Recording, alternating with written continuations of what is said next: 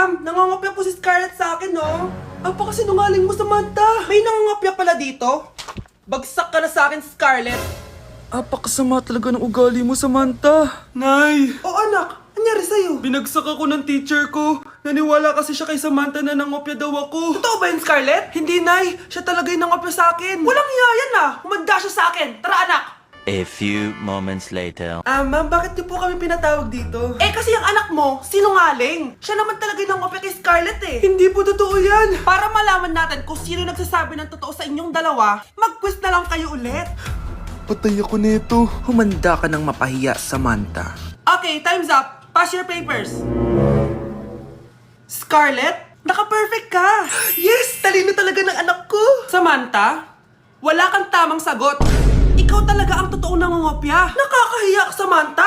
Humanda ka sa akin sa bahay. Tara! Huwag po, Nay.